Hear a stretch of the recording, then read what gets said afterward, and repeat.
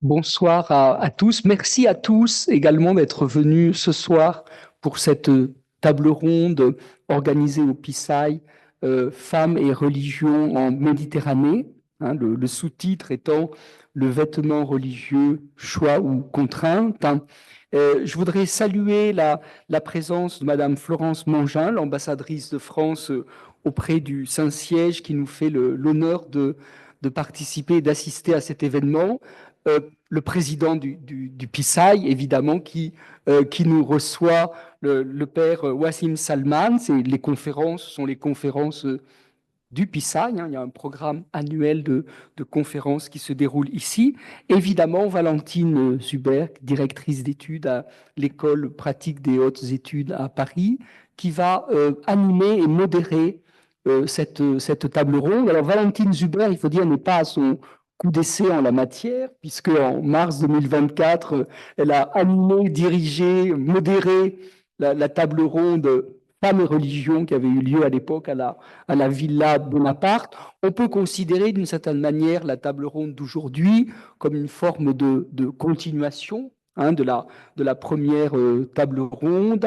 D'ailleurs, les deux devraient donner lieu à une publication par l'Institut français Centre Saint-Louis, donneront. Donc on peut le dire, on peut l'annoncer ce soir de manière affirmative, donc à une publication commune, hein, par l'Institut français Centre Saint-Louis. Je voudrais saluer aussi, bien entendu, les trois intervenantes qui ont accepté de participer et de venir jusqu'à Rome. Donc Madame Nicole Pellegrin, Madame Stéphanie Laitier et Madame Eleonora Pede, qui est ici. Merci à vous. Un petit mot pour conclure cette brève introduction. Il s'agit d'une conférence du PISAI qui est placée sous l'égide, hein, dans le cadre de la chaire Méditerranée. Pourquoi? Parce que le PISAI va héberger une chaire Méditerranée, religion et société en collaboration et en partenariat étroit avec l'ambassade de France auprès du Saint-Siège. Et ce sera une chaire francophone qui visera à regrouper des universitaires, des universités du nord de la Méditerranée et du sud de la Méditerranée, dans une perspective de coopération universitaire, mais aussi dans une perspective de développement de la culture du dialogue entre les deux rives. Le choix du futur titulaire de la chaire a bien progressé ce matin même, hein, en conseil scientifique. Donc le programme de déploiement de la chaîne est en train de se développer et je remercie en particulier le PISAI, évidemment, d'avoir accepté que ces conférences soient placées sous l'égide de la chaire. Ça permet d'accroître encore sa visibilité à Rome. Voilà, je vais céder la parole maintenant à Madame la représentante du président du PISAI et de la communauté enseignante, hein, de l'Institut, évidemment, qui va nous dire quelques mots. Merci. Merci. Merci, Monsieur Dubertrand. Et je vous donne le bienvenu. C'est un titre. Et j'ai le plaisir, en tant que représentant de l'ensemble de la communauté du PISAI, de vous accueillir ce soir à une table ronde, un événement du réseau dans un dialogue organisé par la chaire Méditerranée, religion et société et le Centre culturel Saint-Louis de France, expression de l'ambassade de France auprès du Saint-Siège.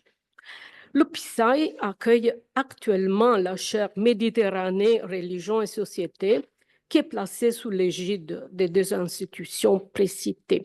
Elle est coordonnée par M. Roland Dubertrand, qui en assure la mise en place dans le but premier de promouvoir le dialogue intellectuel entre les deux rives de la Méditerranée au service de la paix. Nous sommes heureux de présenter donc cette table ronde qui, dans le cadre des questions relatives aux sciences islamiques et au dialogue qui sont au cœur de la mission de notre institut et à l'occasion de la Journée mondiale de la femme, traitera des vêtements religieux. Son titre, Femmes et religions en Méditerranée et les vêtements religieux, choix ou contraintes, nous montre l'intérêt que la question du vêtement revêt pour les femmes et les hommes de toutes les cultures, de toutes les religions, de toutes les traditions. Depuis des temps immémoriaux, les codes vestimentaires accompagnent la vie des hommes et des femmes, parfois avec un souci extrême de différenciation entre les sexes, les âges et les rôles, parfois avec un souci d'uniformation. Ce soir, les trois participants évoquent et discutent du vêtement religieux des femmes dans les trois grandes religions monothéistes, son évolution au fil du temps, les raisons de son utilisation, souvent liées à la société patriarcale, ou bien signe du lien avec la foi dans les sociétés sécularisées, et le rejet éventuel d'un tel signe distinctif. Tout cela sera analysé en accordant une attention particulière aux sociétés méditerranéennes dans lesquelles ces expressions coexistent souvent. C'est le domaine de recherche de la modératrice de cette table ronde, Valentine Zuber, historienne, directrice d'études à l'École pratique des hautes études, chaire religion et relations internationales. Parmi ses nombreuses publications, je ne mentionne que quelques titres les plus récents. Géopolitique des droits humains, précédé par Géopolitique des religions avec M. Roland Dubertrand, qui va paraître revu et complété, et aussi Femmes et religions en Méditerranée avec Alberto Fabio Ambrosio. Bon, mais je m'arrête là, je n'en dirai pas plus. Je laisse la discussion se poursuivre. Merci à tous et à vous la parole. Merci beaucoup, Valentine. Merci, merci à vous deux d'avoir introduit cette soirée.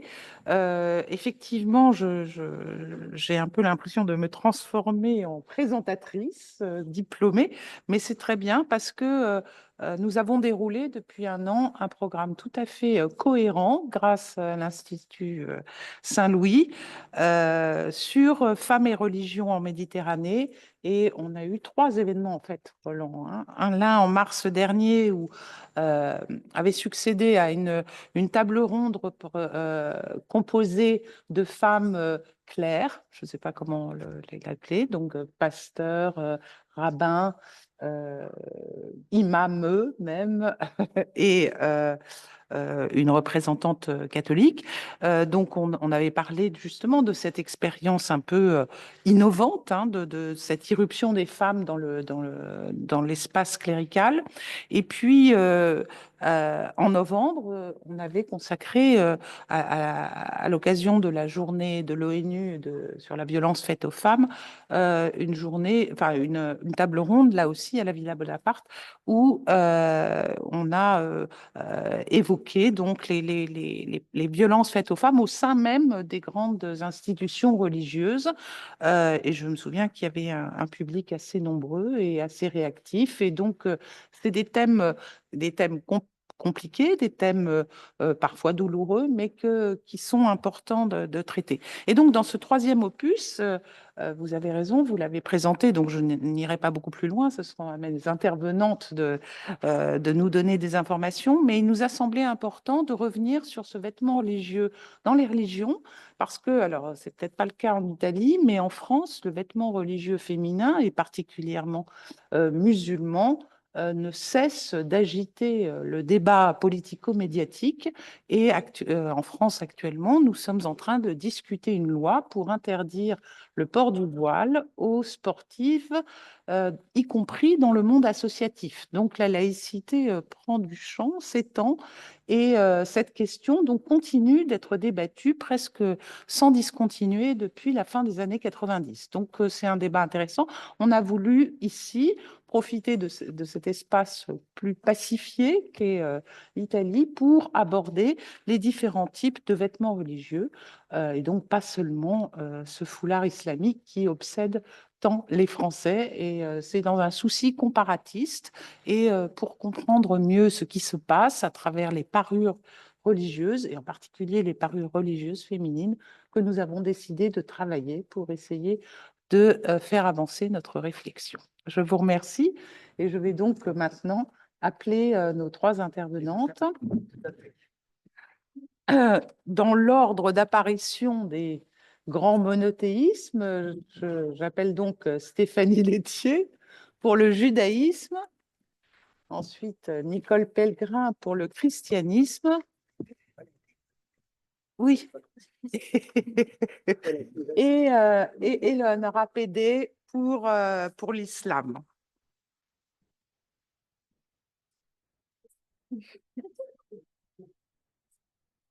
Et ils sont où les personnes? D'accord. Merci. Alors, on a rompu un petit peu avec l'exercice universitaire habituel, c'est-à-dire qu'on s'est dit que le format on va essayer d'initier une conversation entre vous trois, c'est un petit peu comme ça qu'on l'a préparé. Et donc, avant de commencer cette conversation, on va évidemment présenter les unes et les autres, et d'abord les remercier pour leur présence. Alors, je commence donc par le bout de la table. Stéphanie Laitier est chargée d'études et de recherche à l'Institut d'études des religions et de la laïcité, qui est un institut de formation continue à l'École pratique des hautes études à Paris. Et elle travaille depuis de nombreuses années maintenant sur l'histoire du judaïsme et des Juifs, plutôt à l'époque contemporaine, et sur l'histoire du sionisme et d'Israël, thème à propos duquel elle s'intéresse tout particulièrement à l'articulation entre le religieux et le politique. Elle est membre des Assises contre l'antisémitisme. Vous savez que là aussi, on est en plein dans l'actualité. Et elle a par ailleurs travaillé assez régulièrement, et à ce titre, on a travaillé ensemble aussi très régulièrement, sur la question des femmes dans le judaïsme, en Israël comme en diaspora. Donc, on est évidemment tout à fait intéressé par ce qu'elle pourra nous dire, et tout en sachant évidemment que chacune de ces grandes religions, telles qu'elles sont représentées, ont aussi des déclinaisons multiples, et que ce sera probablement pas tout à fait possible de faire l'inventaire des différentes pratiques et traditions. Après Eleonora, il y a donc Nicole Pellegrin qui est devant vous. Nicole, avec qui on a déjà travaillé il y a quelques années, qui a publié, enfin, qui est historienne et anthropologue, et qui a travaillé principalement sur la construction vestimentaire du genre et sur les conditions matérielles de la production intellectuelle féminine. Et elle est l'auteure d'un ouvrage tout à fait passionnant et remarquable qui, évidemment, tombe à pic dans notre soirée, qui s'appelle Voile, point, une histoire du Moyen-Âge à Vatican II. Donc, on s'arrête avant les années 90, prudemment, mais néanmoins, elle y dévoile effectivement l'usage du voile, l'usage de la parure féminine, du couvre-chef, tout particulièrement dans le christianisme, et c'est à ce titre donc qu'elle a bien voulu intervenir aujourd'hui. Alors, je signale un ouvrage auquel elle a participé, qui vient de sortir et qui est tout à fait étonnant, qui s'appelle Une vie en boîte, cellules religieuses et maquettes de couvent, 18e, 21e siècle, qui paraît aux éditions de la Sorbonne et qui raconte l'histoire et dévoile finalement, parce que peu de gens étaient au courant quand même, que des religieuses se sont employées à faire des maquettes de leurs cellules pour montrer un peu comment elles vivaient au jour le jour dans un espace clos, et ainsi en faisant une espèce de médiatisation. Enfin, je n'ai pas lu le livre encore, malheureusement, une sorte de médiatisation un peu de cette vie conventuelle vers l'extérieur et donc vers le public. Enfin, nous avons la chance d'avoir une jeune chercheuse, Eleonora Pédé, qui a travaillé au PUSAI et qui est actuellement affiliée à la Luxembourg School of Religion and Society, où elle travaille avec le professeur Alberto Ambrosio, déjà cité, sur le thème mode et religion. Et ses principaux domaines d'intérêt sont le marché de la mode de luxe, l'expérience client et la région du Moyen-Orient. Alors, c'est tout à fait intéressant parce qu'on est en France sur un problème social, socialo-religieux, et puis je pense qu'elle va nous montrer qu'il y a des enjeux économiques puissants à travers ce vêtement religieux adapté aux sociétés enrichies du Moyen-Orient. Et je pense que d'ailleurs, il y a eu des polémiques hein, sur la mode pudique dans la haute couture. Donc, je pense qu'elle va nous apporter un complément d'actualité tout à fait intéressant, bien au-delà de nos débats habituels. Donc, je les remercie encore d'être parmi vous. Et je vais peut-être donc poser aux unes et aux autres cette première question qui permet un peu de rentrer dans le sujet. Quels sont est-ce que vous pouvez nous présenter chacune en quelques minutes? Alors, je sais que pour certaines qui sont plus spécialistes des temps anciens, ça va être un peu de la projection, mais c'est pas grave. C'est un exercice qu'il est intéressant de faire. Pouvez-vous nous présenter donc le statut actuel du vêtement religieux des femmes tel qu'il existe de nos jours dans la tradition dont vous êtes spécialiste? Stéphanie, tu veux prendre la parole? Bien, bonsoir à toutes et à tous. Merci beaucoup pour cette invitation. Merci Valentine, merci Monsieur Dubertrand, merci aussi à l'Institut culturel et merci au Pisaille de nous accueillir. Alors, dans le judaïsme, il n'y a pas, on va dire, à proprement parler de vêtements religieux au sens où ça renverrait par exemple à un ordre ou bien même à une fonction. Hein. Il n'y a pas un vêtement, le rabbin n'a pas un vêtement particulier, la rabbine, donc la femme du rabbin, n'a pas non plus, elle, un vêtement particulier. Toutefois, il y a deux types de vêtements, si j'ose dire. Il y a d'abord des vêtements pour le rituel, ça c'est très important, des vêtements religieux pour le rituel, notamment, enfin des vêtements au sens large du terme, notamment le châle de prière, le talit. Et puis aussi, vous savez, vous connaissez peut-être ce qu'on appelle les téphilines, c'est-à-dire ces phylactères que les hommes portent pour la prière sur le front et sur la main dans les courants traditionnalistes, et les femmes aussi dans les courants réformés. On y reviendra parce que, comme tu le disais tout à l'heure, il y a quand même une très très grande diversité de situations par rapport à ces questions-là. Voilà. Alors, dans le judaïsme traditionnel, cette question des vêtements du rituel ne concerne pas réellement les femmes, puisque la tradition explique que les femmes ne sont pas astreintes, elles ne sont pas interdites, attention, et c'est d'ailleurs là-dessus que s'appuient les courants réformés, hein. Elles ne sont pas interdites, mais elles ne sont pas astreintes à réaliser les commandements qu'on dit liés au temps, c'est-à-dire à tel moment de la journée, etc., etc. Donc, elles ne sont pas vraiment concernées par le port de ces vêtements rituels. Mais en revanche, et on y reviendra peut-être, ça c'est une vraie question qui se pose, c'est une question très importante qui se pose dans les courants réformés, c'est-à-dire le droit des femmes à porter les vêtements rituels de la même manière que les hommes, et c'est une des grandes revendications des courants réformés où, et vous avez sans doute déjà vu des photographies de femmes rabbins issus des milieux massortis ou libéraux qui portent le châle de prière et les téphilines comme les hommes. Voire la kippa, mais la kippa c'est un autre problème, on y reviendra après, puisque en fait la kippa c'est quelque chose d'assez tardif et de plutôt coutumier, on va dire, qu'une loi réellement. Voilà, donc ça c'est le premier aspect. Si on regarde les choses d'un point de vue des courants traditionnels, on écarte en fait les femmes du port de ces vêtements rituels. Et puis, par ailleurs, effectivement, il y a un certain nombre de règles vestimentaires, là encore, qui sont appliquées essentiellement dans les courants traditionnels du judaïsme. Mais là, il faut un petit peu élargir, on va dire, son regard, puisque, en réalité, ce ne sont pas des règles qui concernent uniquement la question du vêtement, et ce ne sont pas des règles qui concernent strictement les femmes. Ça relève en fait d'un cadre juridique, d'un domaine de la loi juive qu'on appelle la tsniout. Tsniout, quand on traduit en français, c'est la pudeur et la modestie, le fait d'être caché. En hébreu, la racine, c'est ce qui est caché. Et donc, en fait, c'est une espèce de grand cadre, un grand domaine juridique du judaïsme qui légifère, qui organise les rapports sociaux et les rapports intimes entre les hommes et les femmes. Et la question du vêtement s'inscrit en fait dans ce grand domaine juridique. Hein. Alors, qu'est-ce que dit en fait la tsniout? Et là encore, hein, on pourra en discuter puisque le judaïsme n'est pas une religion centralisée, vous le savez.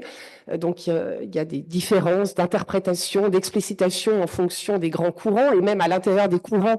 Hein, on a toujours un certain nombre de chapelles, si j'ose dire, qui font que les règles peuvent être discutées en fait constamment d'un courant à l'autre. Mais en gros, ce que dit ce domaine juridique de la modestie, de la tsniout, c'est que il faut conserver d'une certaine manière les choses à l'intérieur. Donc, par exemple, ne pas s'habiller de façon trop visible, trop criarde ou trop débraillée.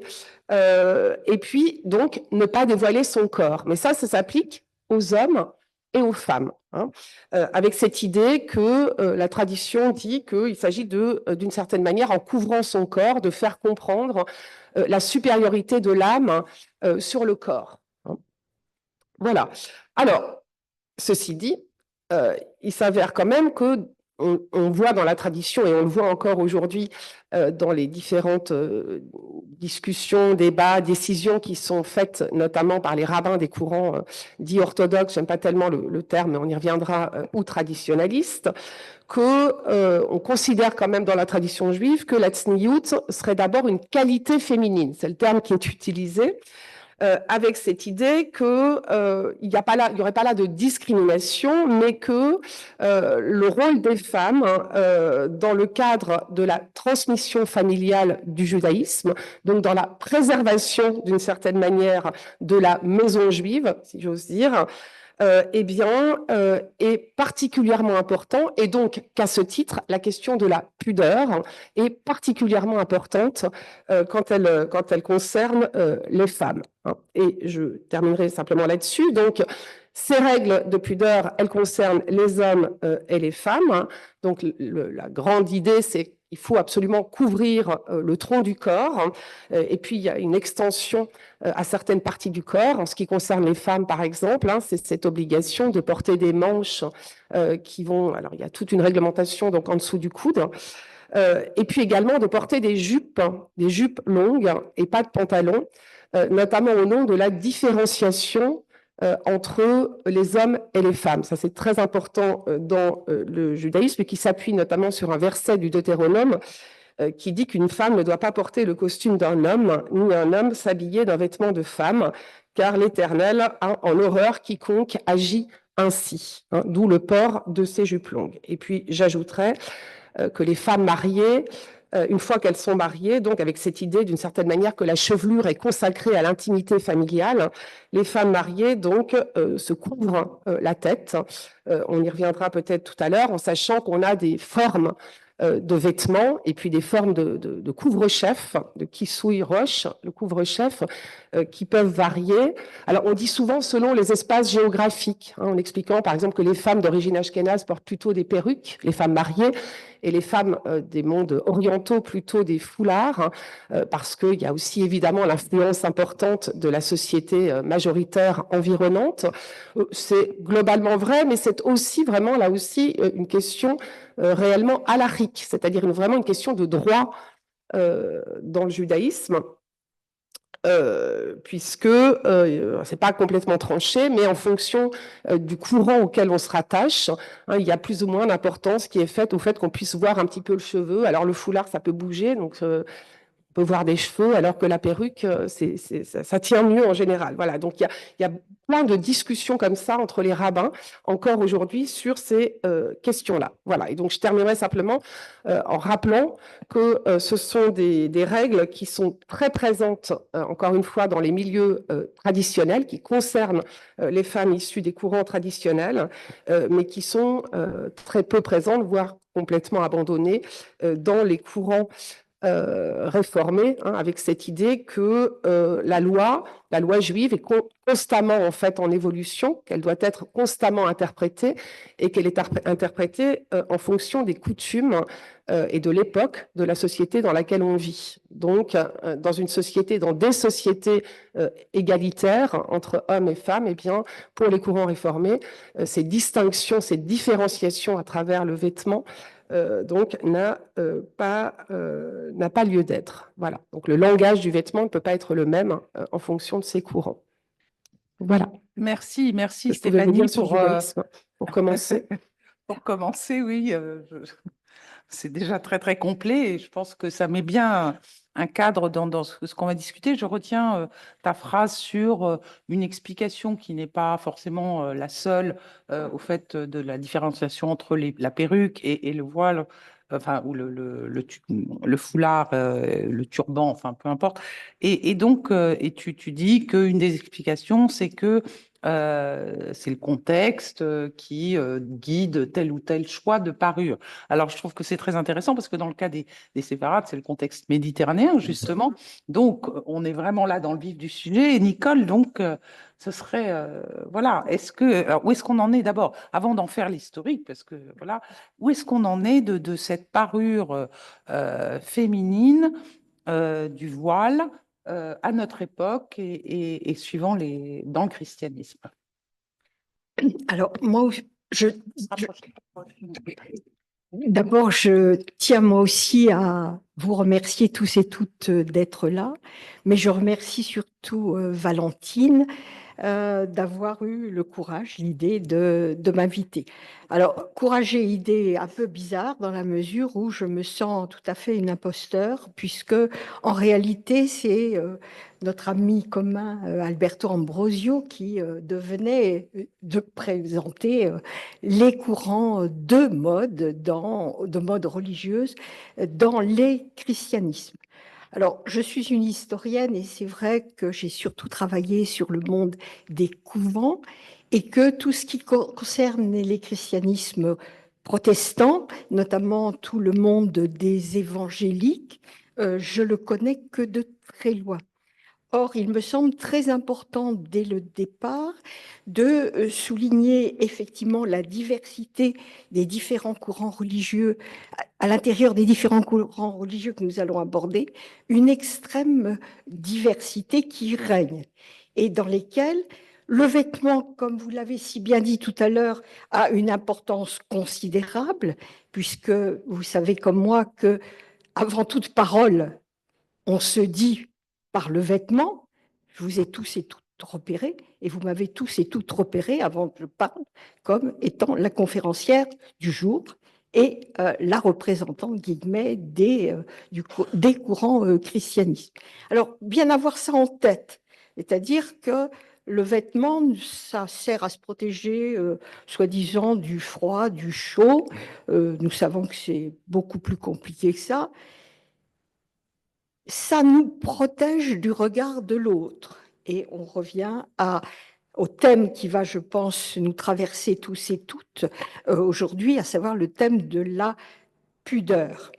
Le thème étant lui-même extrêmement complexe à définir, je ne m'y risquerai pas. Par contre, comme anthropologue et historienne du vêtement, je tiens à rappeler quelque chose de très important, que vous savez tous et toutes, bien sûr, que le vêtement sert d'abord à nous distinguer, à nous différencier d'un sexe à l'autre, d'un statut social à l'autre, d'une communauté religieuse à l'autre, d'une religion à l'autre. Et que ce pouvoir d'identification à un ou plusieurs courants religieux, c'est quelque chose de très important dont nous allons avoir à débattre. Je voudrais d'ailleurs souligner que notre soirée est consacrée aux vêtements religieux féminins et c'est peut-être un peu dommage parce qu'il me paraît inséparable de parler aussi bien des soutanes, des cols romains, des tonsures, que de parler du jupon des femmes. Il me semble que c'est une marque, une trace de sexisme ordinaire dont nous autres universitaires, nous devrions peut-être nous débarrasser.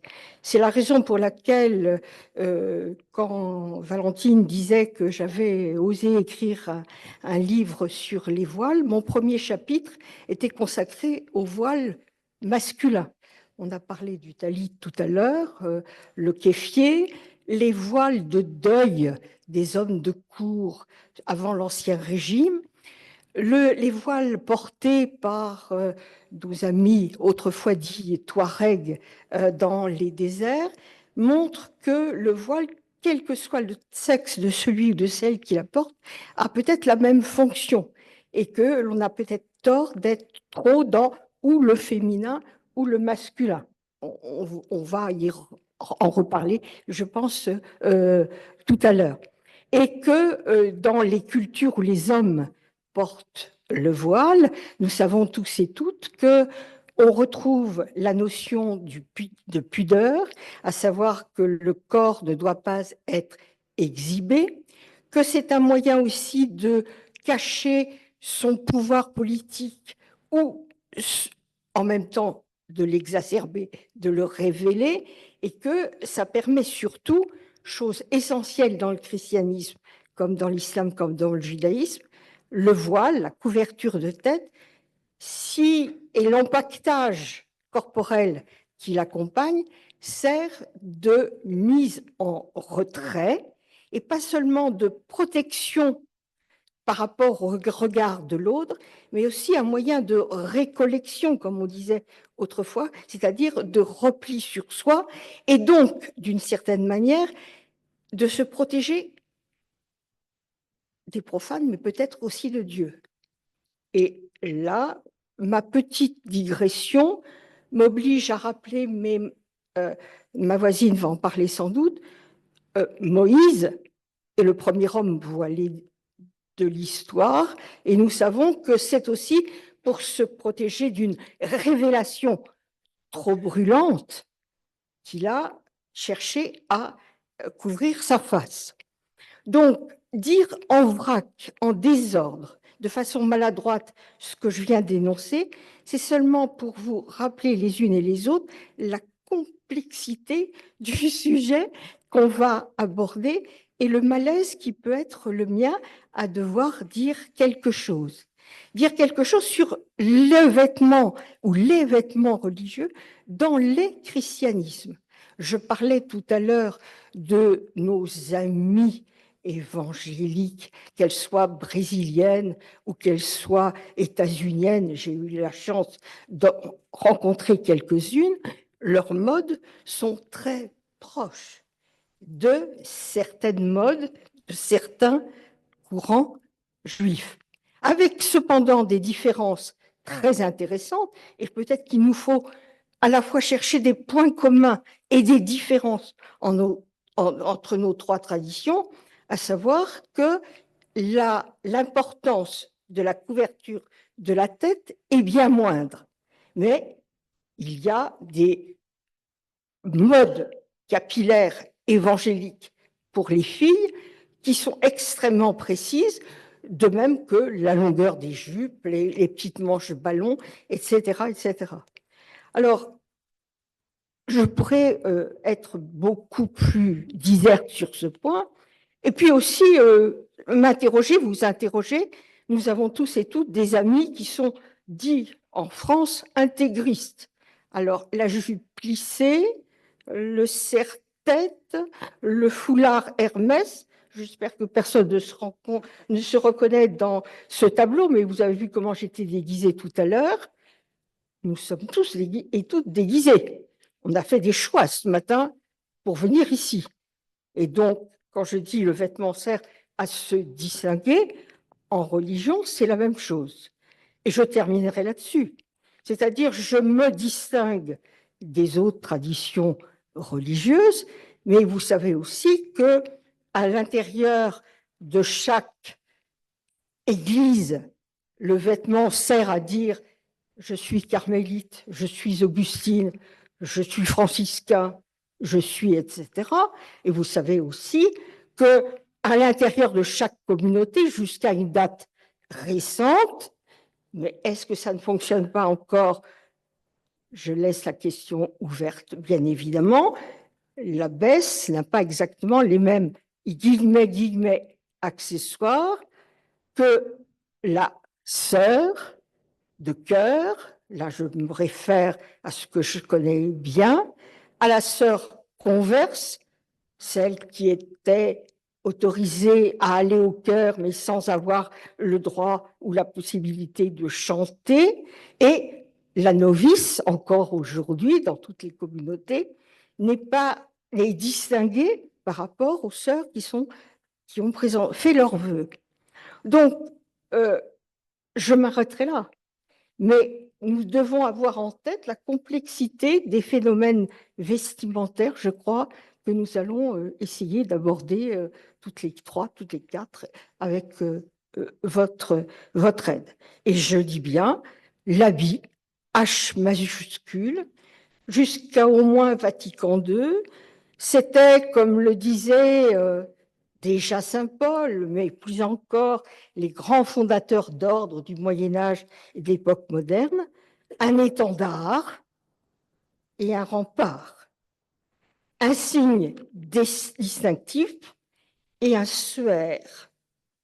Et là, peut-être qu'on se différencie aussi des autres traditions monothéistes. Dans le catholicisme, quand la religieuse prend l'habit, mais il y en a parmi nous qui vont peut-être me contredire et nuancer ce que je suis en train de dire, on épouse le Christ, on épouse la mort, on épouse l'au-delà, et on est dans un vêtement qui est à la fois un vêtement de gloire, un vêtement d'humilité, un vêtement chaste, un vêtement uniforme et donc le vœu d'obéissance, mais c'est aussi un vêtement pénitentiel.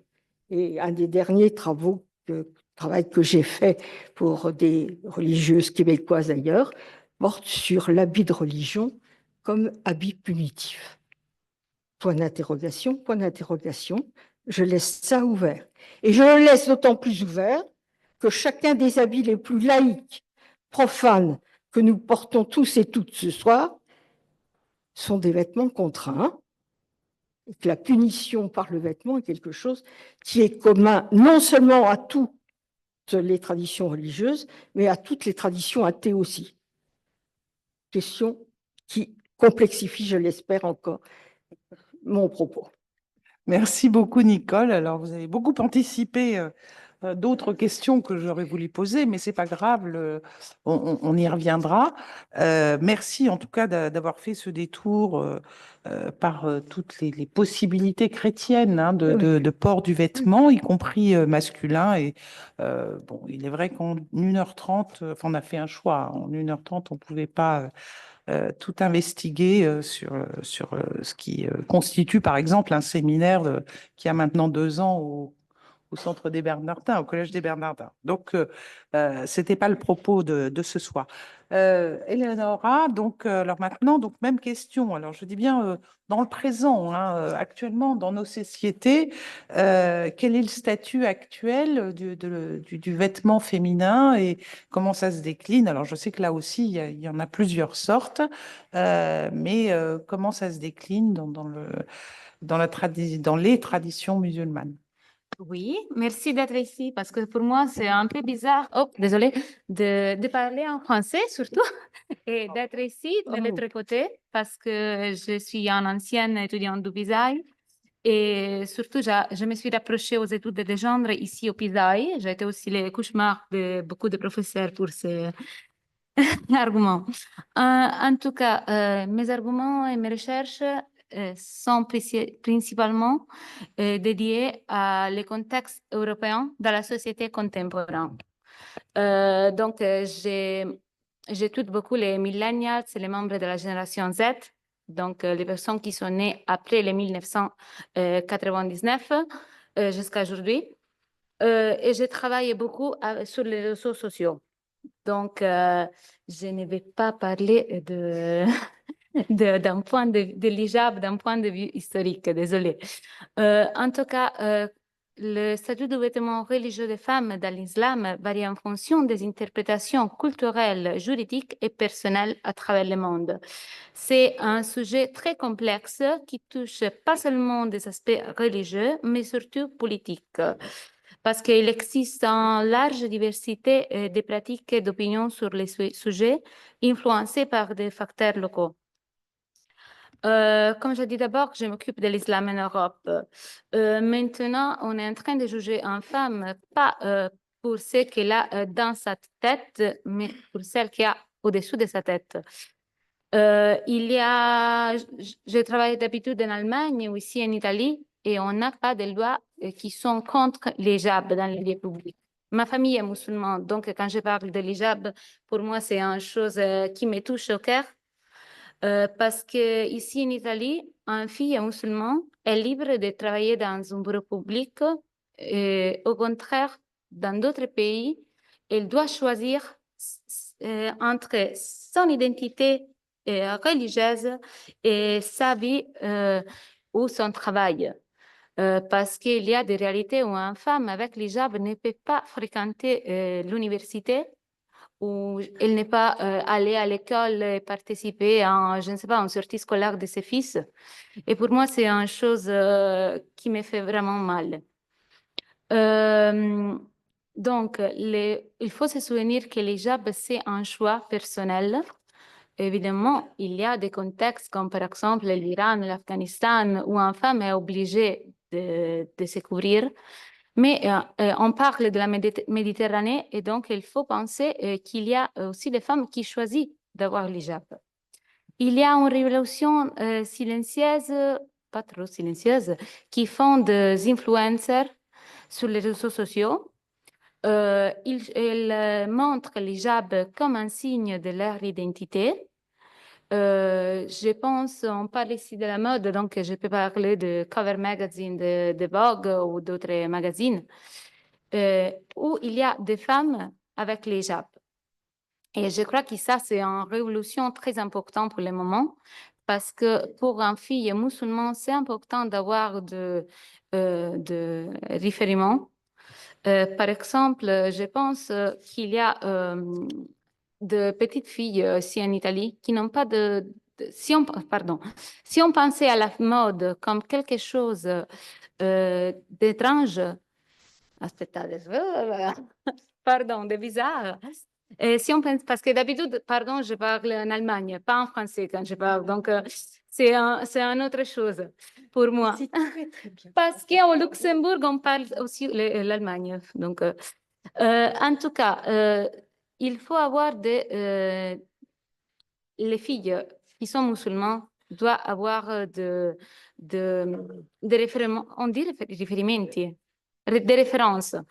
Donc, maintenant, il y a cette révolution sur les réseaux sociaux où des filles avec l'hijab sont des références. Elles peuvent montrer qu'elles sont à la mode, même si elles ont l'hijab. Et ça, c'est une révolution culturelle. Et je crois que les prochaines générations seront très touchées par ça. Si je pense à des maisons de luxe comme par exemple LVMH avec Dior, et ont des publicités pour le make-up et pour le maquillage, pardon, où elles montrent des filles avec les hijabs. Et ça, c'est un signe révolutionnaire. C'est la même chose a fait Cartier avec une campagne pour le Moyen-Orient, mais aussi pour la France. Maintenant, il y a cette campagne qui a fait par Tiffany, où il y a c'est un avertissement pour le Ramadan, où il y a une fille avec l'hijab. Et ça a été lancé pas seulement pour le Moyen-Orient, mais surtout pour les marchés européens. Et ça, c'est un peu bizarre parce qu'en France, on est en train d'un côté, de parler, c'est l'hijab, c'est une chose qu'on peut montrer, mais de l'autre côté, il y a les marchés français avec LVMH qui montrent cet autre aspect. Et je crois que ça, c'est très important. Moi, je parle de l'hijab, pas du niqab ou de burqa. Et c'est très, très différent. Il faut faire une différence parce que d'habitude, l'hijab, c'est un choix personnel. En quelques cas aussi, le niqab, j'ai fait des interviews à des TikTokers avec les niqab et ils ont choisi de les porter. Mais les burqa, ce n'est pas jamais un choix personnel. Donc, désolée si je ne parle pas d'un point de vue historique comme mes collègues, mais je crois qu'il faut se focaliser aussi sur les réseaux sociaux et voir qu'est-ce qui se passe réellement en Europe maintenant. Ah oui, merci beaucoup, Eleonora. C'était tout à fait le but de cette première série de questions. C'était de faire un peu l'état des lieux aujourd'hui. Et je dois dire que euh, euh, cette apparition de ces influenceuses qui montrent comment on noue le hijab de la manière la plus et voilà, c'est tout à fait intéressant et ça va évidemment à l'encontre d'une vulgate qui est volontiers distillée en France, qui dit que le hijab est une contrainte patriarcale imposée aux femmes par les pères et les frères. Donc, on est là vraiment dans la construction d'un objet tout à fait différent et c'est pour ça que c'était important que vous nous apportiez ce regard. Alors, donc voilà, on a essayé de faire un peu un état des lieux rapide de ce qui se passe actuellement. Alors, je voudrais peut-être que dans une certaine mesure, vous nous montriez un peu comment ça a évolué. Hein. Alors, on a vu que c'est très différent, c'est très divers selon les espaces, selon les groupes, etc. Mais qu'est-ce que l'histoire peut nous rappeler de cette évolution du vêtement religieux féminin dans les différentes traditions? Je ne sais pas qui veut commencer, Stéphanie? Bon, oui, éventuellement. Alors, comment ça a évolué? Je crois qu'il faut peut-être déjà poser la question des sources. En fait, quelles sont les sources selon la tradition en tous les cas, puisqu'on verra aussi qu'il y a d'autres éléments historiques qui évidemment font partie aussi de cette réglementation. Alors, la tradition juive, dans sa justification donc de la tsniout, de ces règles de pudeur et de modestie, s'appuie en fait sur deux sources majeures. D'abord, qui correspondent en fait aux deux grands temps en fait de la construction du judaïsme. D'abord les sources bibliques, hein, puisque la tradition se réfère à la Torah, dont on nous dit qu'elle exige d'intérioriser ses actions, et donc fait le lien à partir de là avec cette obligation qui est faite de dissimuler son corps, ou du moins une partie de son corps, tel que je l'ai expliqué tout à l'heure. Donc il y a évidemment la référence à la prise de conscience de la nudité après le péché originel. Et puis, il y a aussi dans la tradition juive, en ce qui concerne la tsniout, et vous allez comprendre tout de suite, l'idée selon laquelle si Dieu a créé Ève à partir non pas d'un membre visible, mais d'un endroit caché d'Adam, la côte, et d'ailleurs la côte en hébreu, ça se dit tsanoa. Donc vous voyez, tsniout, tsanoa, c'est la même racine. Hein. Cette idée de cacher. Eh bien, c'est dans l'espoir justement que les femmes soient pudiques. Hein. Voilà.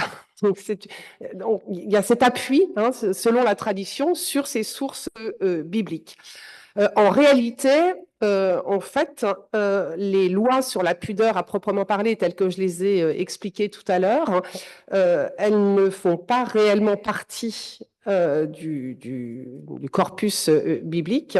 Et ma voisine me contredira peut-être, mais il me semble qu'il est fait assez peu mention de la couverture des cheveux des femmes mariées dans la Bible. Hein. Donc, en réalité, l'essentiel des sources religieuses de cette organisation juridique sur le vêtement des femmes dans le judaïsme, eh bien, elle se situe beaucoup plus dans ce qu'on appelle le judaïsme rabbinique, et notamment dans les débuts du judaïsme rabbinique, c'est-à-dire en gros dans les premiers siècles de l'ère chrétienne, hein, où l'on voit, à travers un certain nombre de traités rabbiniques, que c'est là que l'essentiel des normes de comportement, et notamment ce qui concerne le vêtement, il n'y a pas que le vêtement d'ailleurs, hein, il y a aussi la question par exemple de l'usage de la voix. Hein, vous savez que dans les courants orthodoxes du judaïsme, les femmes ne chantent pas en public et ne s'expriment pas en public, puisque la voix est associée elle aussi à une forme de nudité. Hein. Donc un manque de pudeur. C'est là aussi que on légifère sur la nécessaire obligation de ne pas être isolée, qu'une femme ne reste pas isolée avec un homme si elle n'est pas son père, son mari ou son fils ou son frère. Voilà, donc c'est vraiment dans cette période-là que l'on voit apparaître, à travers un certain nombre de traités rabbiniques, notamment le traité Ketubot, qui légifère en fait de façon beaucoup plus générale sur toutes les affaires matrimoniales, hein. Donc un certain nombre de règles, de normes, de comportements et de vêtements, donc concernant les femmes. Alors avec cette idée qui est revendiquée là encore par la tradition, selon laquelle il s'agit essentiellement, et je pense qu'on y reviendra, de protéger les femmes. Et d'ailleurs, effectivement, de façon générale, le Talmud a globalement plutôt fait avancer la protection des femmes. C'est par exemple dans ces premiers siècles de l'ère chrétienne que sont interdits les mariages forcés, hein. C'est aussi pendant ces premiers siècles qu'on instaure ce qu'on appelle la ketouba, c'est-à-dire le contrat de mariage. Le contrat de mariage, en fait, il visait à garantir une certaine sécurité pour les femmes, notamment en cas de divorce, de répudiation ou de veuvage. Voilà. Donc c'est vraiment dans cette période-là, des premiers siècles, de l'organisation et de la mise par écrit de cette organisation du judaïsme par les assemblées rabbiniques que s'appuie cette mise en place donc des normes de comportement.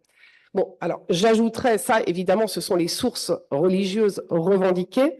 J'ajouterais évidemment, je l'ai un petit peu évoqué tout à l'heure, que on voit bien aussi dans le fait que, à travers l'histoire, les formes de ces vêtements féminins ont aussi évolué et se sont adaptés aux époques et aux ères AIRES géographiques, que, évidemment, un certain nombre de ces coutumes vestimentaires sont liées à l'environnement culturel, à l'environnement religieux, hein. On parlait de la Méditerranée, donc notamment, par exemple, de l'environnement religieux des mondes d'islam majoritaires.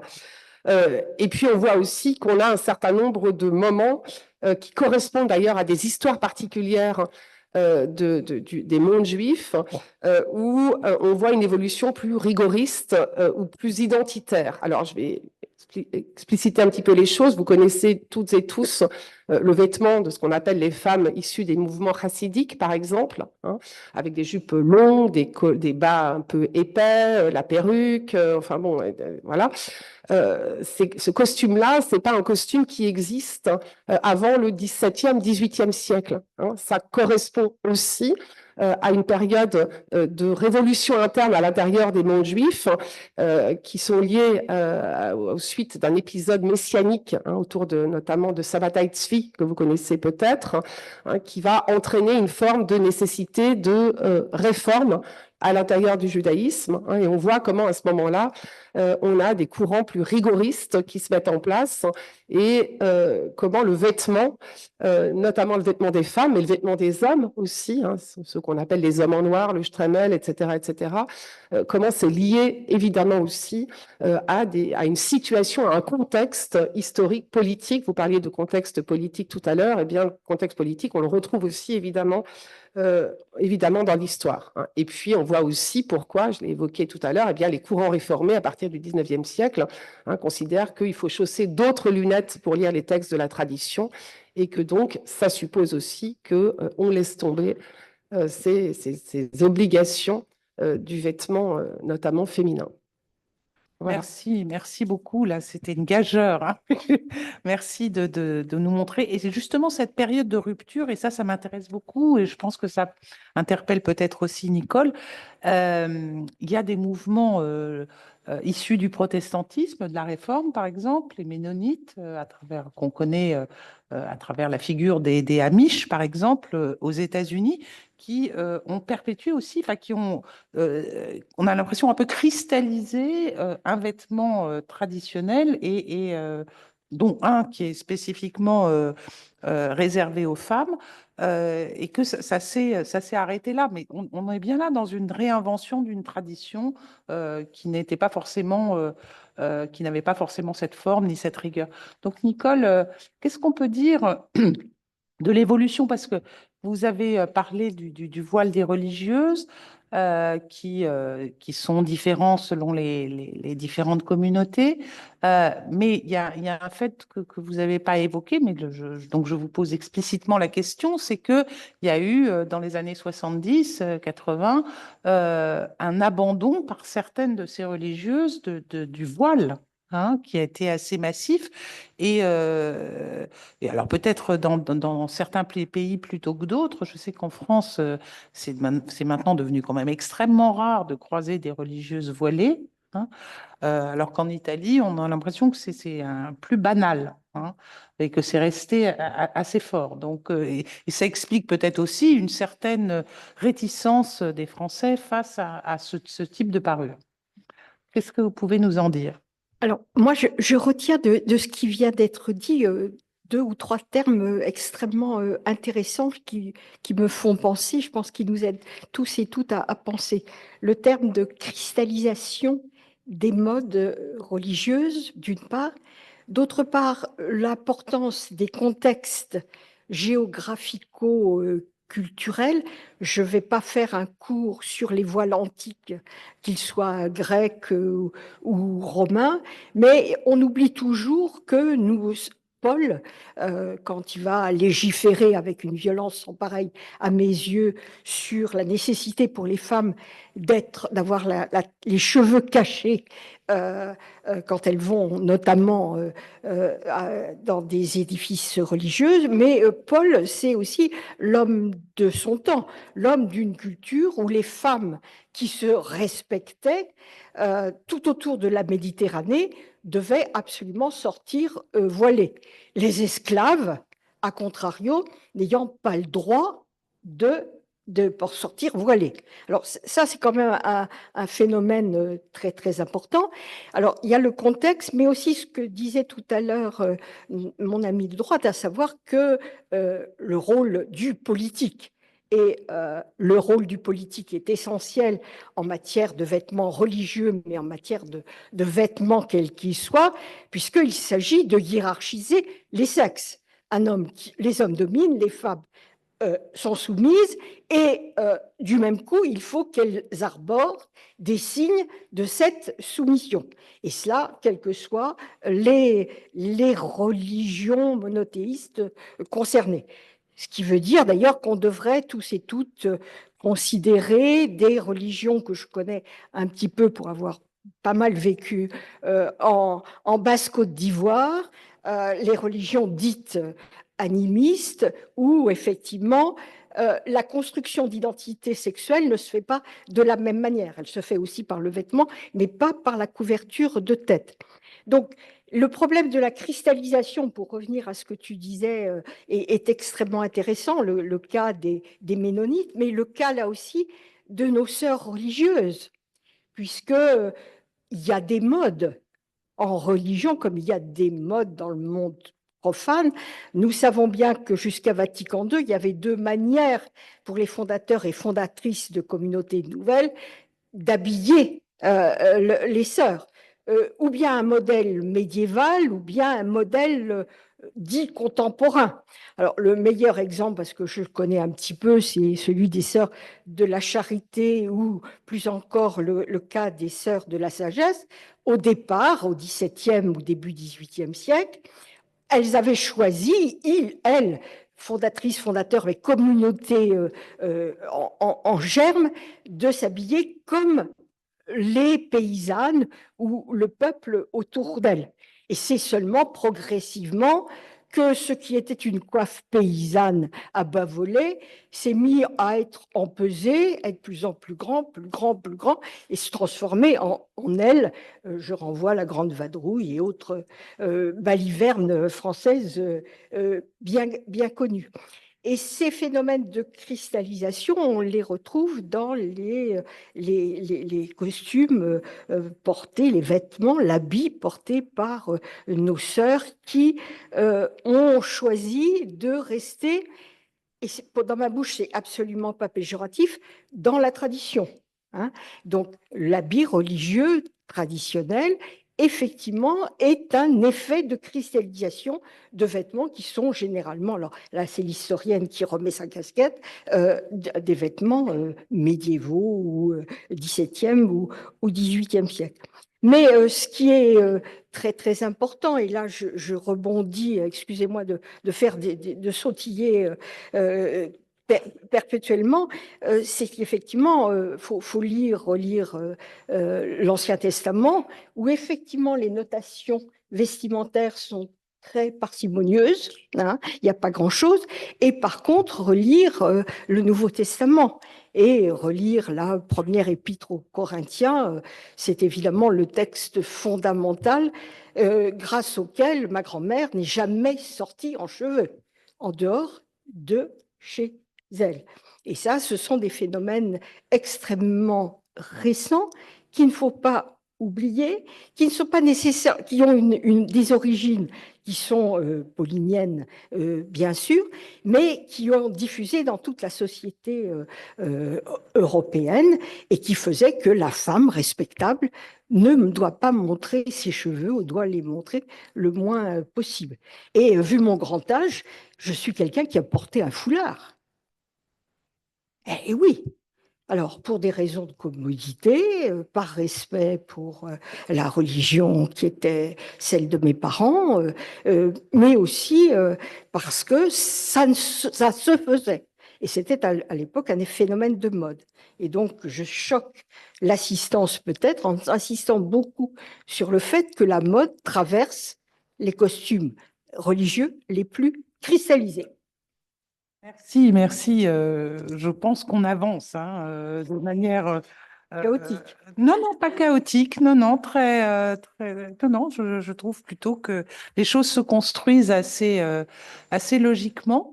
J'avais juste une question. Vous portiez le foulard ou la mantille? Alors, là, les variantes sont innombrables, hein. Il y a le mouchoir de tête grâce à lequel ma grand-mère faisait son ménage. Et donc, il y a un jeu, mais ça, c'est l'anthropologue qui parle entre l'intérieur et l'extérieur, avec des gradantes entre l'intérieur et vers l'extérieur. Je dis que ce n'était pas le même foulard ou le même chapeau qu'elle pouvait porter. Ce qui est très important de le souligner, parce que nos compatriotes musulmanes n'ont peut-être pas ces jeux-là. On va en parler peut-être. Oui, alors merci de faire la transition, Nicole. Effectivement, là, on voit toute la complexité et peut-être à travers cette évolution de votre grand-mère, enfin de votre grand-mère et de votre mère, puis de vous, peut-être on comprend aussi ce qui est en jeu et ce qui est contredit par la réaffirmation par certaines jeunes filles musulmanes du port du voile. Hein. Parce que justement, et les féministes dites universalistes, j'aime pas ce terme, mais vous voyez de qui je veux parler, elles considèrent le voile comme étant un signe de soumission de la femme, un signe du patriarcat qui, alors on peut le contester, bien entendu, c'est pas du tout, je dis pas que c'est ça. Je dis simplement que c'est peut-être aussi parce que il y a eu cette progressive émancipation du qu'en dira-t-on et dans les générations des femmes occidentales. Enfin, qu'en dira-t-on ? Oui, oui, bien sûr. Mais bon, disons que on se retire un certain nombre de contraintes, voilà, oui, donc pour revenir au titre de cette table ronde, et que on a du mal, enfin ces femmes ont du mal à comprendre que certaines plus jeunes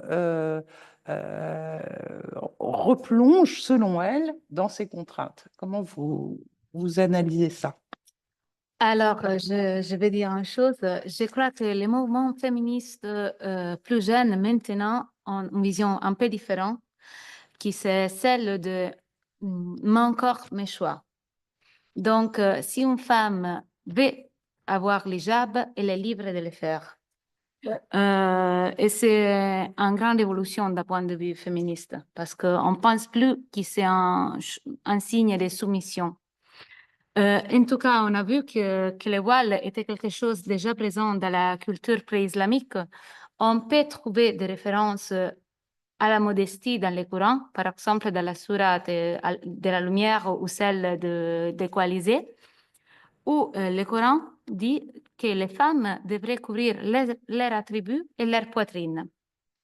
Donc, à l'époque de l'islam, de la venue de l'islam, les hijab étaient surtout un voile ou un manteau couvrant les chevaux et parfois aussi les épaules.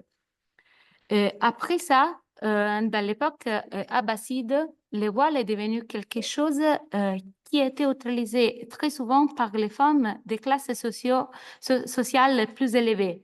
Donc, plus la femme était riche et plus souvent et savante, et plus ses vêtements étaient très modestes.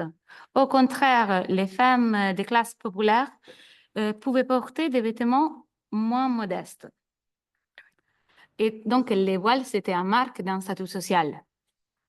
Dans l'époque coloniale, les hommes et les puissances européennes ont souvent tenté de modifier les pratiques vestimentaires et ont vu dans l'hijab comme quelque chose, comme un symbole d'oppression des femmes. Donc, voilà la différence. Après ça, on peut voir que, par exemple, dans des pays comme la Turquie, avec Mustafa Kemal Atatürk, le voile a été interdit dans l'institution publique pour promouvoir l'idée d'une laïcité européenne plus occidentale. En même temps, dans certains pays, comme par exemple l'Égypte, ou je pense aussi à la Syrie, le voile est devenu un symbole de la montée de l'islamique politique. Donc, il y a toujours ce changement pendant les siècles. Dans les années récentes, le hijab a commencé à être perçu comme un symbole de soumission de la femme à leur mari, leurs parents ou la religion. On a vu par exemple en France qu'en 2004, il y a eu la loi qui a interdit l'hijab dans les écoles publiques, et après ça aussi en Belgique en 2006. Et cette loi, on a été perçue comme d'un côté, comme un symbole de loi pour la liberté des femmes, mais de l'autre côté, comme un symbole de soumission. Maintenant, comme j'ai déjà dit, il y a cette nouvelle révolution où le mouvement féministe, surtout les plus jeunes, dit que la femme doit être libre de choisir. Et ça, c'est la chose plus importante. Si une femme veut avoir le hijab, elle est libre de l'avoir. Donc, pour donner une réponse concluante à cette question, je crois que le problème est toujours le même. C'est la société, ou sinon la politique, ou les hommes, hein, comme vous voulez, qui imposent leur choix aux femmes qui ne sont pas libres de s'habiller comme elles veulent. Merci, c'est effectivement tout à fait clair et ça rejoint un petit peu ce qu'on disait avec cet individualisme. Finalement, c'est intéressant, cette revendication du port du hijab, c'est presque la marque d'une complète intégration ou de cet individualisme occidentale qui fait que une personne a un choix et non plus une contrainte collective. Voilà. Donc, et on arrive donc là, évidemment, avant de donner la parole à la salle pour les questions, à cette dernière question que je souhaiterais vous poser. Donc, le vêtement religieux féminin, qu'est-ce que vous en pensez? Signe d'asservissement ou de liberté personnelle pour les femmes? On tourne autour. Peut-être ce serait bien que on refasse un tour de table pour que vous essayiez de répondre à cette question éminemment compliquée et qui a des implications politiques. Alors, effectivement, c'est une question éminemment compliquée à laquelle on ne va peut-être pas répondre, justement, mais c'est déjà le simple fait qu'on se pose des questions, c'est déjà une manière de répondre, donc ça, c'est très important.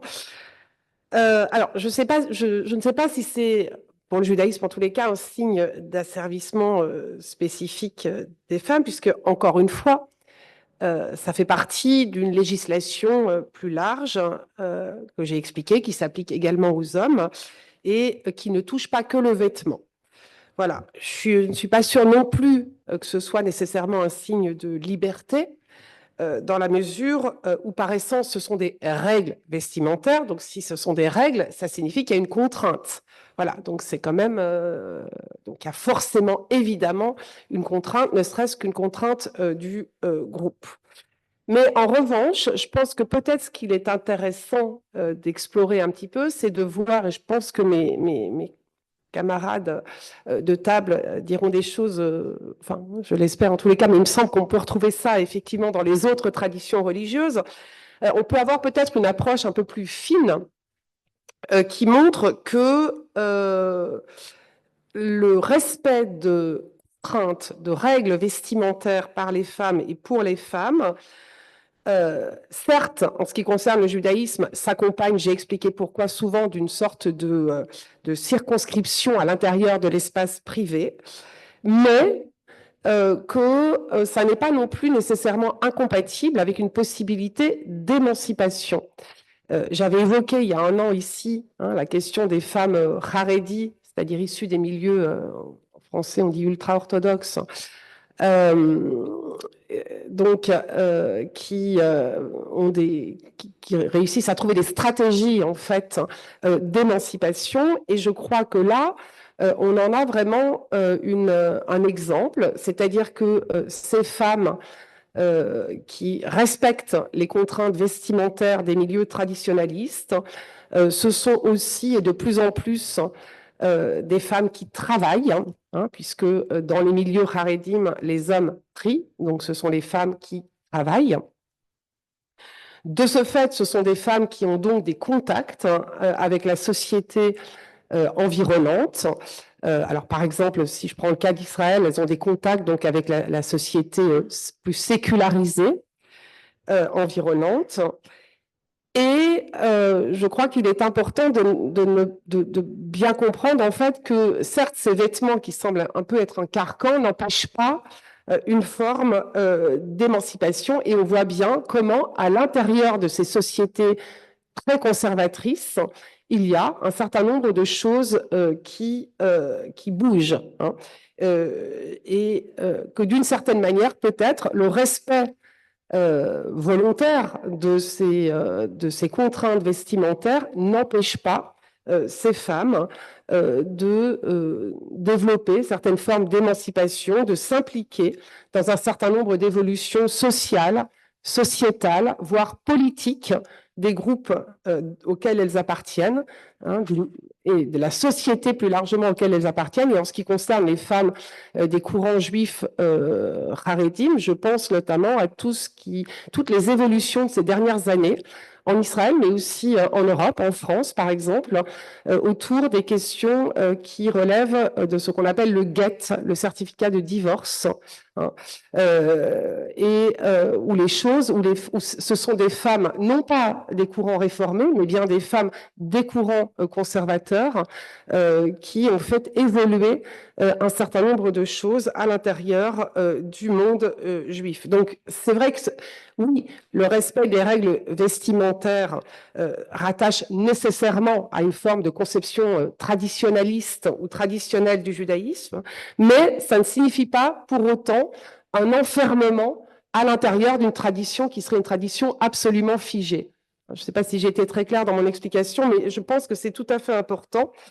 Voilà. J'ajouterais aussi, en ce qui concerne le judaïsme en tous les cas, que effectivement vous évoquiez à propos des religieuses catholiques notamment la très grande diversité de la mode. On pourrait dire cela aussi évidemment dans les mondes religieux juifs. Et en fait, il y a vraiment des manières très, très différentes de se vêtir. Alors, de l'extérieur, on peut avoir l'impression que c'est un peu la même chose. Pas du tout. Et ça renvoie, là aussi, à des courants religieux, mais aussi, d'ailleurs, à des courants politiques très différents, et où la place accordée aux femmes est aussi une place différente. hein. Je pense notamment, ce qui me vient immédiatement à l'esprit, c'est la différence entre les femmes qui appartiennent au courant haredim ultra-orthodoxe et puis les femmes qui appartiennent en Israël, par exemple, au courant qu'on dit sionistes religieux, hein, qui sont a priori habillées de la même manière, c'est-à-dire qu'elles ont des jupes longues et puis des hauts qui vont jusqu'en dessous du coude, mais en fait, elles sont habillées très différemment. Et en fait, il y a tout un langage du vêtement qu'on reconnaît immédiatement. Hein. Même chose dans le port du kissouy roche, de la couvre-chef, qui permet immédiatement de dire beaucoup de choses aussi de la place que ces femmes ont à l'intérieur des groupes sociaux auxquels elles appartiennent. Voilà, donc je n'ai pas vraiment répondu à la question, mais je pense qu'il est important aussi de faire un pas de côté et d'avoir ça aussi à l'esprit. Voilà. Si, mais c'est tout à fait passionnant parce que ça laisse entendre des choses. C'est un parti pris de dire que même dans les mouvements les plus traditionnalistes, il y a des évolutions. Hein, et que les mouvements traditionnalistes ne protègent pas complètement du contexte social et sociétal extérieur, et donc qu'il y a des changements, et en particulier pour les femmes. Nicole, choix ou contrainte pour les religieuses qui conservent le voile? Alors, comme je suis une grande lectrice de Jeanne de Chantal, de Marie de l'Incarnation, de toutes ces... Ah, pardon. Alors, je disais que j'ai la chance de lire des textes magnifiques de femmes pour qui ces vêtements pauvres, modestes, contraignants, faut bien avoir en tête qu'un costume de la... alors, je dis costume au sens de ça identifie, ça déguise, mais ça permet aussi d'être. Et ça tient. Alors, le costume des Sœurs de la Sagesse pesait, d'après ce qu'on m'a dit, et puis j'ai utilisé la balance, 25 livres, c'est-à-dire 12 kilos. Ça tient avec 50 épingles et pas plus, aucun bouton, évidemment, aucun zip ni rien. Donc, on n'a pas assez parlé tout à l'heure quand même des contraintes physiques, du prix aussi des costumes religieux d'aujourd'hui comme d'hier, mais ça c'est un autre débat, mais ça me paraît quand même important de le rappeler. Mais malgré ces incroyables choses, je viens de Poitiers, Marie-Louise Trichet, fondatrice des Sœurs de la Sagesse, a fondé un ordre apostolique extraordinaire de soignantes, d'enseignantes, qui continue à faire un travail incroyable sans l'habit initial, mais quand elles le portaient, elles ont été d'immenses écrivaines, d'immenses mystiques, d'immenses femmes d'affaires. On oublie toujours cet aspect des femmes en religion. Donc, spontanément, je dirais, il n'y a pas forcément d'asservissement. Et vu mon grand âge, je suis comme Agatha Christie, quelqu'un qui rêve du voile. Ce matin, il a fallu que je me dise, ah, comment ils vont être, comment je dois me déguiser. Comme je suis riche, j'avais le choix entre 3 pantalons et 2 corsages. Je rêve d'avoir, excusez-moi mes sœurs de dire ça, pas de choix. Et qu'on ne me regarde pas. L'incognito du voile est bien raconté par certaines de mes jeunes étudiantes musulmanes, qui en même temps sont traversées, elles sont toutes hijabistas, bien sûr, et à la fois expriment par le port du voile un désir d'être à la mode, d'exprimer un ego et une individualité particulière. Il faut regarder la diversité, la splendeur des voiles portés par nos copines musulmanes. Et on vit dans un pays formidable, quelquefois, qu'est la France, où, depuis 1789, la liberté du costume a été érigée en règle, et on l'oublie trop souvent. Et après tout, pourquoi ne pas continuer à exercer cette liberté? Donc, je n'ai pas répondu, comme ma voisine, hein. Mais la contrainte, quand elle est choisie, n'est plus une contrainte, tout à fait. Et Marie de l'Incarnation, qui est la fondatrice des Ursulines de Québec, est une immense écrivaine, une immense mystique, une immense croyante, une immense colonisatrice, mais éducatrice aussi des indigènes du Québec, touchait tous les matins son voile en remerciant Dieu de lui avoir permis de porter ce vêtement-là. Et ces gestes qui étaient ceux communs à toutes les religieuses autrefois, lorsqu'elles s'habillaient et quand elles se déshabillaient, chaque vêtement, chaque pièce vestimentaire ayant un sens, c'était autant d'étapes franchies vers la libération après la nuit, qui est forcément un moment de tentation, de difficulté, etc. Le jour, déguisé, on est soi pour Dieu. Merci, oui, de rappeler effectivement cet aspect protecteur du vêtement et Épanouissant. épanouissant aussi. Et voilà. Donc, merci beaucoup. Donc, Eleonora Pédé, c'est à vous de conclure finalement sur cet essor en Occident de ce vêtement religieux musulman. J'aurais quand même une question à vous poser parce que il est très divers, on l'a vu, bien sûr, mais malgré tout, on peut aussi voir qu'il y a aussi des formes culturelles. Par Oui, exemple, bien sûr. le hijab turc n'a rien à voir avec le hijab Égyptienne. égyptien. Pas de Voilà. Et peut-être ça manque un petit peu de subtilité dans notre qualification de ces parures. Et enfin, la dernière question, peut-être que j'ai envie de vous poser, toujours pensé que le voile, y compris musulman, c'était un accessoire de mode, effectivement, de mode religieuse, mais qui, comme tout accessoire, on peut abandonner. Oui. Hein, c'est pas un marqueur dans la peau, enfin, je veux dire, c'est pas quelque chose d'irréversible. Et donc, est-ce que cet aspect peut être pris en compte? Est-ce que ces jeunes influenceuses s'imaginent porter le voile toute leur vie, ou bien c'est un passage dans leur évolution ou dans leur construction identitaire? Je vais répondre à cette question parce que je crois que c'est un passage. Il y a ici en Italie, il y a 4 sœurs qui sont tous les 3 influenceurs et ont choisi de porter ou pas l'hijab. Elles changent très souvent la mentalité. Donc, je crois que ça peut changer. Dans une vision contemporaine et moderne et féministe, peut changer. Je ne sais pas comment répondre à cette question parce que je crois qu'il n'existe pas une seule répondre parce que quelquefois c'est un signe d'asservissement, mais d'autres fois c'est un signe de liberté personnelle.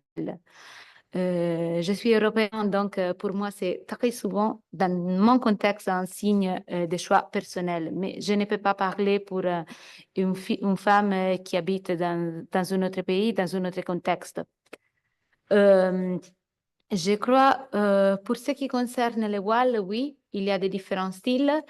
Celle qui est considérée à la mode, c'est les voiles du nord d'Afrique, pas celle de la Turquie. Donc, par exemple, des marques comme Prada, Louis Vuitton et d'autres, quand montrent les images dans leur publicité d'une femme avec l'hijab, utilisent très souvent les modes égyptiennes. J'ai des photos, mais pas maintenant. En tout cas, c'est très différent parce qu'ils utilisent les hijabs comme les chevaux. Donc, ils changent l'habillement, les hijabs et les styles. Je vais signaler pour les personnes qui parlent italien un livre qui s'appelle Ve lo spiego par un jeune influenceur qui s'appelle Tasmin Ali, où elle explique les voiles et son identité comme influenceur, mais aussi comme fille européenne. Sa mère ne portait pas les hijabs, donc c'est un retour. Elle a choisi de les porter parce qu'elle voulait montrer son identité de musulman. Donc, elle est libre de choisir de les porter ou pas, même si son père il est animant. Elle est complètement libre de les porter. Je crois que c'est libre, c'est très, très important, surtout pour les nouvelles générations. Comme j'ai dit avant, il y a le cover magazine de Vogue France qui a publié la figure d'une jeune et belle femme portant l'hijab avec une femme, un modèle complètement nu. Donc, il y a cette double vision. Et je crois que maintenant, il faut penser à ça, que c'est toujours en liberté personnelle. Je suis venue ici, je dis, OK, aujourd'hui, je ne vais pas être la féministe de la situation, mais voilà. Merci. Mais on l'est toutes les trois. Oui, bien sûr. Merci beaucoup. Alors, choix personnel, après, si on reprend quelques-unes des remarques de Nicole, la mode est-elle un choix personnel ou Oui, bien la voilà. suit-on? Voilà, non. Voilà, ça reste évidemment compliqué. Donc, nous avons 10 minutes environ pour un quart d'heure pour des questions. Donc, la parole est évidemment à la salle et je crois qu'il y a un micro, mais je ne sais pas, il faudrait peut-être que quelqu'un le fasse passer gentiment.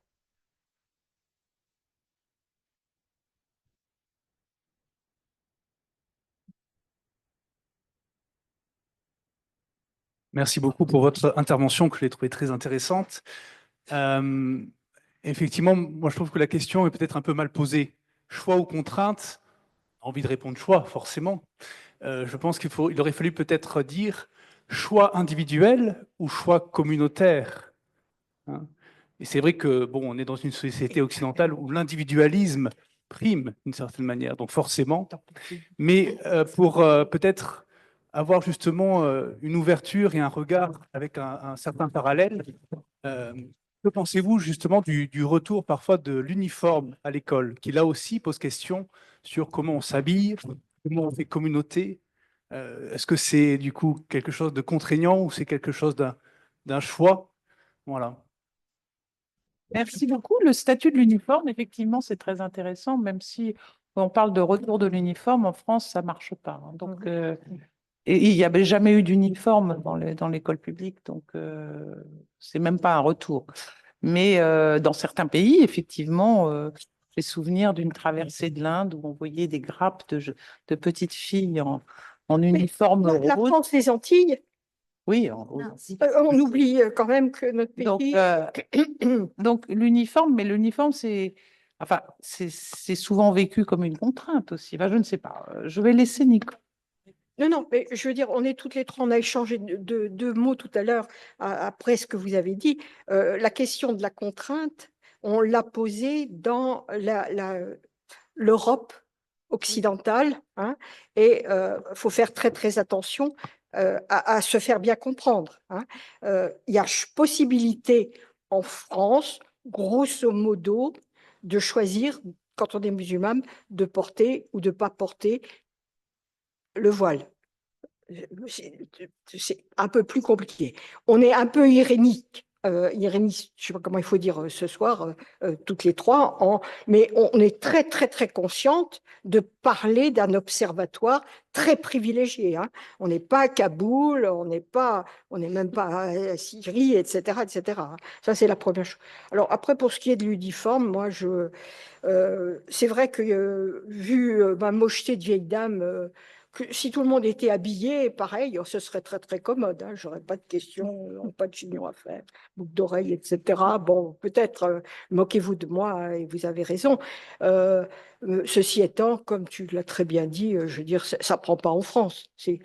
Sauf qu'il y a une partie de la France qui l'a imposé à ses gamins. Et c'est un reste de la colonisation qui est quand même très, très intéressant.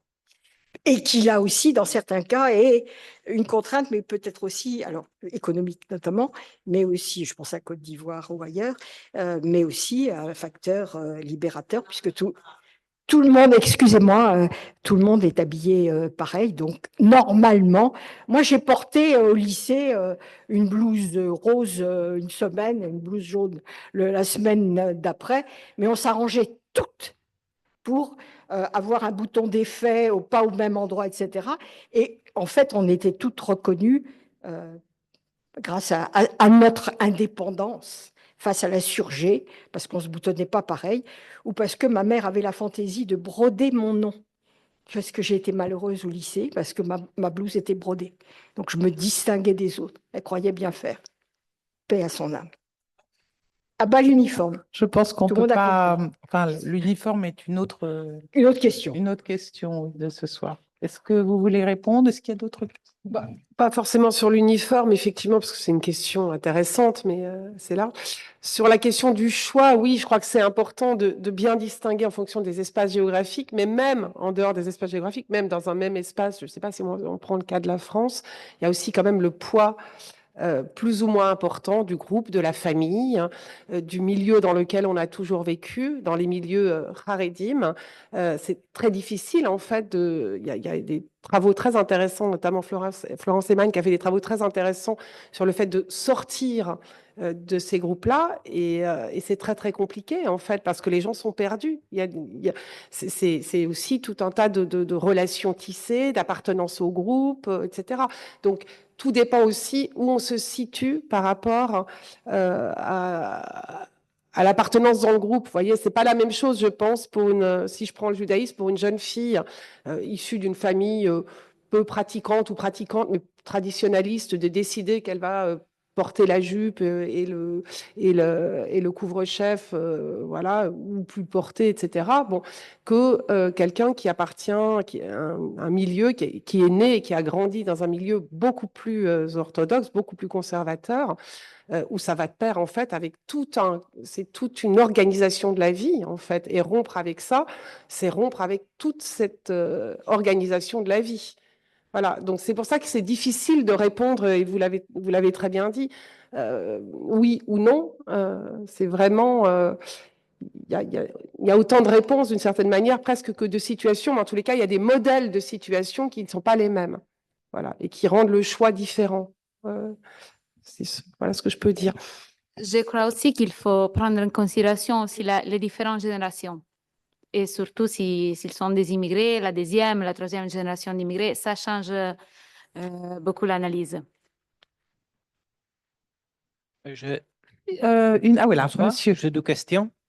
On a parlé beaucoup, surtout pendant des manifestations, des attentats de Bataclan, etc., des divers quartiers musulmans en Europe, par exemple à Malmö, Marseille, à Bruxelles.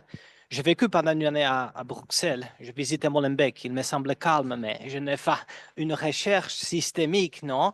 Donc, c'est vrai qu'on ne peut pas, par exemple, se vêtir librement sur le bras féminin et dans l'espace un peu plus, mais pas assez élargi de Méditerranée. Il y a des pays, Arabie Saoudite, l'Iran, on a mentionné Syrie, ça, on voit, c'est un peu en transition, mais il est obligatoire de se poser un voile féminin parce que Sharia oblige, donc on n'est pas libre. C'est assez clair, simple, je dirais. Donc, voilà. Il faut se rappeler aussi, parce que les opposants au voile en France le rappellent volontiers en montrant des images de l'Égypte des années 50 ou de l'Algérie, où on voit des femmes en tenue légère, dévoilées, et se déplorer le fait que, effectivement, dans ces sociétés, dans ces cités, de plus en plus, les femmes sont massivement voilées, et donc c'est analysé en termes de régression. Donc les choses évoluent aussi, enfin, ne sont pas l'instant actuel est aussi le résultat d'une évolution. Est-ce que vous... Je pense que si vous prenez, je ne sais pas, les contextes de Paris, où il y a des banlieues, comme par exemple la différence entre la banlieue parisienne de Boulogne, Suresnes, Poitou, ou si vous prenez en considération les quartiers de Nanterre, je ne sais pas, il y a des différences économiques et sociaux. Donc, ce n'est pas très souvent un choix personnel et les personnes n'ont pas l'accès aux mêmes choses, n'ont pas l'accès à la même éducation. Donc, et surtout ici, maintenant, on a parlé des modes, des vêtements, pas de terrorisme. Donc, je crois qu'il y a un différent mode d'aborder à la question, je ne sais pas. Mais ça qu'il faut regarder, c'est toujours le contexte. Et le fait que des femmes ont choisi de quitter l'école pour l'hijab. Il y a une chercheuse française, je ne me souviens pas son nom, elle s'appelle Eleonora comme moi, mais je ne me souviens pas Non, elle a un prénom italien, je pense Fiorese, je ne me souviens pas en tout cas. Elle est en train de faire une recherche entre la différence de la banlieue parisienne pour regarder combien de femmes ont choisi de quitter l'école pour avoir l'hijab comme symbole de montrer de l'islamisme et l'autre qui ont choisi de porter l'hijab pour leur identité. Donc, si je me souviens les noms, je vais partager avec vous les noms de cette chercheuse et sa recherche. Je pourrais... Merci. Au moins donc 2 raisons de porter le hijab. Non, je voulais dire aussi qu'il y a... faut avoir des lectures extrêmement fines, politico-géographiques et économiques, mais il faut aussi avoir un regard qui tient compte de la conjoncture. Dans une ville comme Poitiers, où j'habite, où il y a une communauté musulmane qui n'est pas très nombreuse, mais active, où il y a une communauté juive active aussi, les événements d'Israël et de Gaza ont fait qu'il y a beaucoup plus de jeunes femmes habillées en hijab qu'il y a 4 ans.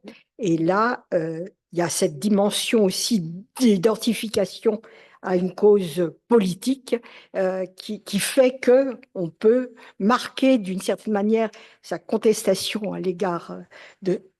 Alors, je ne prends pas parti, hein, mais je dis c'est très intéressant que le vêtement puisse dans certaines communautés, être un moyen politique de s'exprimer.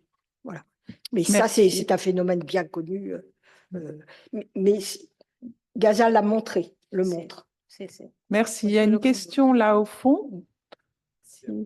La dernière, absolument. Merci de Wassim de me rappeler à l'ordre.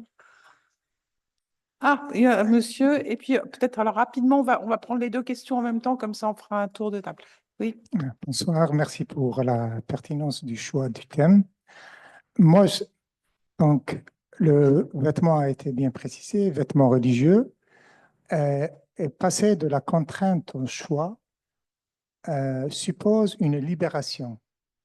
Je pense qu'il y a un point qui n'a peut-être pas été évoqué, c'est le fait de se libérer du vêtement religieux qui a des références peut-être au sein de la religion elle-même, ne serait-il pas aussi suivi d'une libération de la religion elle-même, étant donné que, citant comme exemple l'islam, c'est connu que le hijab dans les 4 écoles est obligatoire. Alors, quand on dit se libérer du port de hijab, est-ce que ça ne va pas avec aussi le fait de se libérer de la religion? Parce que je pense que le thème a été évoqué d'une façon, disons, plutôt laïque. Or, il a été précisé au début que c'était un vêtement religieux. Merci beaucoup.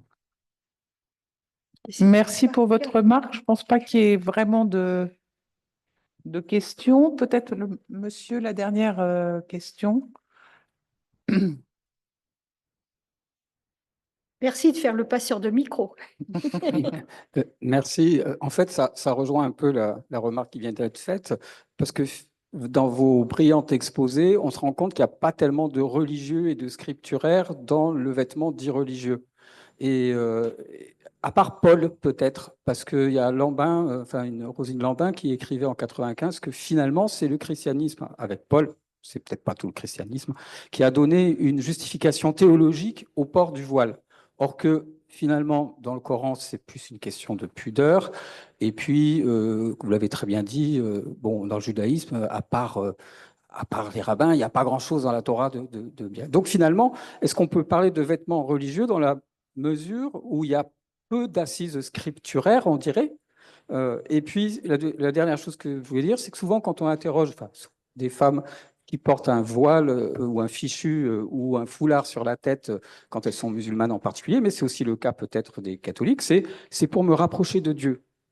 Mais c'est pas pour des questions d'écriture, c'est pas Dieu à travers sa parole qui dit mets un foulard sur la tête pour te rapprocher de moi. C'est par le biais de la pudeur, et c'est peut-être la piste vraiment la plus intéressante. Mais donc, du coup, est-ce qu'on peut parler de vêtements religieux, puisque nulle part dans les textes, il est vraiment question de vêtements religieux? Merci. Alors, je m'excuse, ce n'était pas le moment d'étaler nos savoirs respectifs à toutes les trois. Je veux dire, nos références en ce qui me concerne pour le catholicisme, c'est pas seulement Paul, mais c'est Tertullien, c'est des centaines de textes qui font pour les femmes du christianisme et notamment du catholicisme une obligation jusqu'à très peu de temps de porter quelque chose sur les cheveux. Et pour avoir lu un petit peu et la Bible et évidemment le Coran, la violence verbale de nos pères à l'égard du port de signes de soumission par les femmes pour des raisons religieuses, sont beaucoup plus fortes et nombreuses dans la tradition chrétienne que dans les autres traditions qui ont été évoquées ici, me semble-t-il.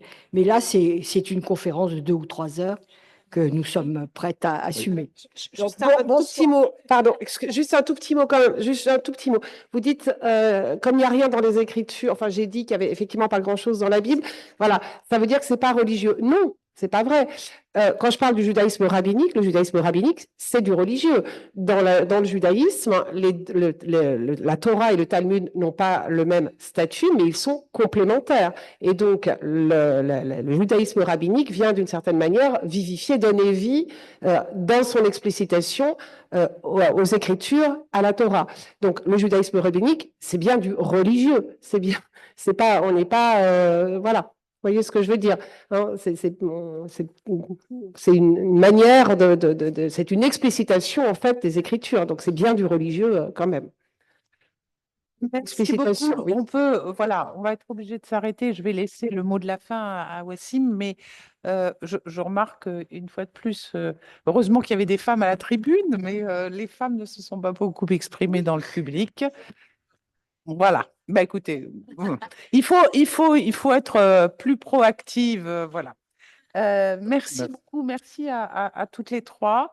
Merci au public d'avoir écouté attentivement et toutes ces subtilités, parce que finalement, ce qu'il en ressort, c'est que c'est beaucoup plus complexe, effectivement, que la phrase qu'on a conservée, mais il fallait bien essayer de résumer le moins mal possible notre propos.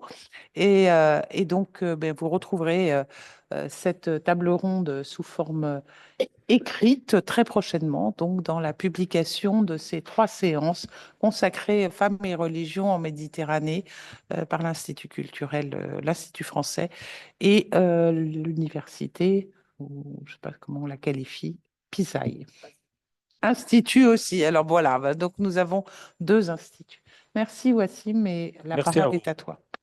Merci beaucoup. Je vous remercie tous. Vraiment, on a envie d'entendre, d'écouter des heures et des heures sur le thème. C'est un thème vraiment qui nous intéresse tous, les vêtements. Mais félicitations pour le courage d'aborder ce thème. Donc, c'est un thème très délicat. Et donc, on est très heureux d'écouter et de parler et de le traiter. Merci, Madame l'ambassadrice, pour votre présence. On est très honorés et très heureux de vous voir parmi nous. Merci, Valentine, pour l'organisation de cette table ronde. Merci aux intervenantes pour cette excellente et merveilleuse ces merveilleux exposés. Merci, Monsieur Dubertrand, pour l'organisation. Merci à vous tous. Je vous annonce seulement la prochaine conférence, le 27 mars, sur géopolitique et religion. Donc, ce sera fait par M. Dubertrand, personnellement, diplomate. Donc, il vous donnera une grande expérience et avec certainement Mme Valentine Zuber. Et bonne soirée à vous.